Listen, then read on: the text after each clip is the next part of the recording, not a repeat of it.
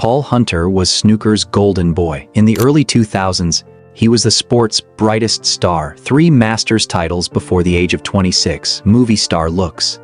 A cue action so smooth it seemed to belong to another era. They called him the Beckham of the Baize.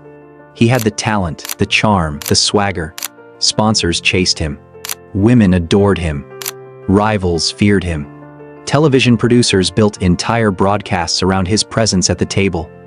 He was destined to rule snooker for the next 20 years, to become the face that would carry the sport into a new golden age. And then, at the absolute peak of his powers, his own body betrayed him in the cruelest way imaginable. The healthiest, most vibrant young champion in the game was suddenly dying from the inside. This is the story of Paul Hunter.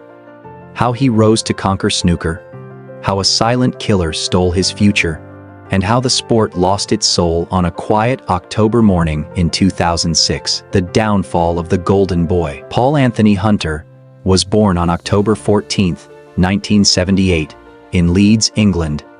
His father, Alan, was a lifelong snooker fanatic who ran his own local club in the working-class neighborhoods of West Yorkshire. Young Paul practically grew up on the green baize. By the age of 8, he was already clearing colors under the dim lights of his father's smoky club. By 10, he was beating grown men twice his size, pocketing pound coins from stunned opponents who couldn't believe a child had just cleaned them out. The snooker table wasn't a hobby for Paul. It was his second home, his classroom, his cathedral. While other kids in Leeds were kicking footballs in the streets or hanging around chip shops, Paul was locked away for 8 hours a day, refining a cue action that would one day become the envy of the professional tour. His father recognized the gift early. This wasn't just talent. This was destiny sitting at a snooker table. At 16, Paul turned professional. The snooker world had never seen anything quite like him. He wasn't a grinder like Steve Davis, methodical and machine-like. He wasn't a maverick like Alex Higgins, chaotic and self-destructive. Paul Hunter played snooker with an almost effortless grace, a fluid, rhythmic style that made the impossible look routine. He combined it with blonde hair, blue eyes, and an easy smile that made him snooker's first true crossover star. Magazines put him on their covers. Television producers built shows around him. Fashion brands wanted his face on billboards. He was the face that was finally going to bring snooker to a younger, cooler generation who had grown tired of the sport's stuffy image. By 1998, at just 19 years old, he had won his first ranking event. The revolution had officially begun, and Paul Hunter was leading it. But it was the 2001 Masters final that turned Paul Hunter into an absolute legend. Facing the Welsh star Fergal O'Brien at Wembley Conference Centre, Paul was in complete disarray. He trailed 6 frames to 2. The crowd had fallen silent. His confidence appeared shattered. During the mid-session interval, Paul retreated to his hotel room with his girlfriend Lindsay. What happened next would become the most famous story in modern snooker history. When asked later how he had managed to turn the match around so dramatically, Paul grinned and confessed that he and Lindsay had shared an intimate moment together. His so-called Plan B, he returned to the arena a completely different player.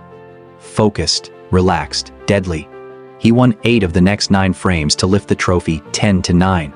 The story went viral before viral was a word. Snooker had finally found its rock star. Paul went on to win the Masters 2 more times, in 2002 and 2004. Each victory a masterclass in nerve and skill under the brightest lights the sport could offer. He became only the 4th player in history to win the Masters 3 times, joining the elite company of Cliff Thorburn, Stephen Hendry, and Steve Davis. Wembley loved him. The world loved him. He signed lucrative sponsorship deals with major brands. He appeared in glossy fashion shoots for lifestyle magazines. He married his beloved Lindsay in a fairy tale ceremony. In August 2005, they welcomed a baby daughter into the world and named her Evie Rose. Paul Hunter had absolutely everything a man could dream of. A beautiful young family, a trophy cabinet full of silverware, a career trajectory pointing directly at the world #1 ranking. He was 26 years old, and the best years of his life were supposed to still be ahead of him, but something was already wrong. Something Paul had been quietly hiding from the world for months. In April 2005, Paul began experiencing severe stomach pains during the World Championship in Sheffield. He played through them, blaming stress, fatigue, and the endless travel of the professional tour, but the pain didn't stop. It got worse. Doctors ran tests. Blood work came back abnormal, scans were ordered, and then the results arrived.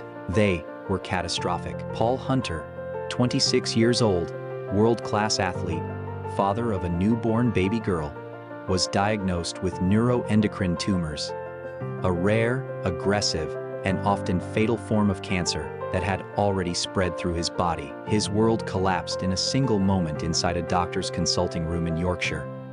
But Paul made a decision in that room that would define him forever. He refused to disappear. He refused to hide. He was going to keep playing snooker for as long as his body would physically allow him to hold a cue. What followed is quite possibly the most heartbreaking chapter in the entire history of the sport. Paul began chemotherapy immediately, but he continued to compete on the professional tour throughout treatment. Fans watched in silent horror as their golden boy transformed before their eyes on live television. The famous blonde hair disappeared in clumps. His skin turned pale and gray under the arena lights. His weight dropped dramatically week by week. His movements at the table became slower, more pained, more deliberate. And yet, month after month, Paul Hunter walked into snooker arenas across Britain and picked up his cue like nothing was wrong. He famously reached the quarterfinals of the 2005 UK Championship while undergoing aggressive chemotherapy, a performance so brave, so utterly defiant, that hardened commentators openly wept live on television. He wasn't playing for trophies anymore. He wasn't playing for money. He was playing to prove to the world that he was still alive. Behind the scenes, Paul was fighting a private war that no one could see. The tumors spread aggressively despite treatment. First-line chemotherapy failed. Second-line treatments were tried. Experimental drugs were considered. Nothing worked. Through it all, Paul kept smiling for the cameras, insisting in every interview that he would beat this thing, that he would return to the top of the sport, that this was just another break he needed to clear. But by the summer of 2006, even his closest friends and family could see the terrible truth. The golden boy was fading fast. His final professional match came in April 2006 at the World Championship in Sheffield. He was simply too weak to complete it. He shook his opponent's hand, walked away from the table one last time, and returned home quietly to Leeds to be with his wife and his baby daughter. On October 9th, 2006, just 5 days before what would have been his 28th birthday, Paul Hunter passed away peacefully in a hospice in Huddersfield. Lindsay was holding his hand. Evie Rose was just 14 months old, too young to ever remember her father's voice. The snooker world stopped completely. Tributes poured in from every corner of the sport. Ronnie O'Sullivan wept openly on live television, unable to complete his sentences. Jimmy White, hardened by decades of personal tragedy and near misses, could barely bring himself to speak the words. Steve Davis called him the future we lost, and in a gesture that captured the true depth of the sport's love for him, snooker's governing body renamed the Masters Trophy itself. The very trophy Paul had lifted 3 times became the Paul Hunter Trophy. Every single year now, at Alexandra Palace, his name is spoken with reverence. Every year, his legacy lives on through the hands of new champions. But the true tragedy of Paul Hunter isn't just that he died so terribly young. It's that he died standing on the edge of true, undeniable greatness. He had already won 3 Masters titles by 26. He was ranked in the world's top 5 when diagnosed. He had beaten every single top player of his era at some point. Most snooker experts agree without hesitation that Paul Hunter would have gone on to win multiple world championships. He would have challenged Ronnie O'Sullivan for the title of best player of his entire generation.